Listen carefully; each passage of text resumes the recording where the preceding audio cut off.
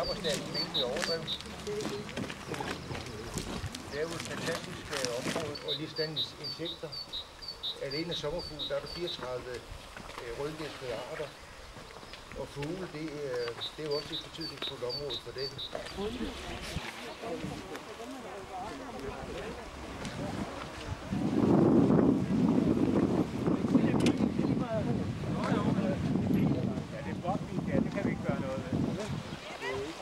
Jamen, jeg repræsenterer Danmarks Naturfredningsforening og tidligere statsborger, har været nu pensioneret i 3 år, og er vældig med på, at vi gør noget herude, hvor staten jo i forvejen gør en masse, men så kan Danmarks Naturfredningsforening også vise, at de aktivt går ind i krig for at bevare midt beskyttet terræn, eller midt ved overdrev, som det hedder.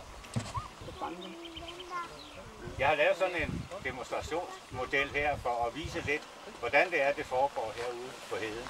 Og her har vi jo et køretræ, der er 2 år gammel, og derfor er det meget betydningsfuldt, at vi også får de her små fyre med. For om 3 år, så er den faktisk så stor. Om 5 år, så er den så stor, så der skal maskiner til for at fjerne den. Og det samme med bier her. Der har jeg sat en lille rand op herovre, og det er noget, der er begyndt at komme her i de sidste år ude på heden. Og de skal altså også fjernes. Alt skal sådan set fjernes herudefra. Jeg laver masser af små her. Du vil også godt finde stjerne, hva'? Ja, ja.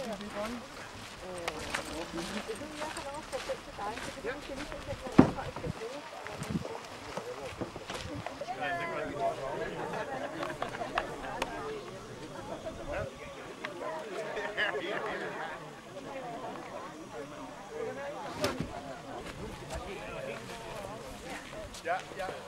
Jeg holder den ude med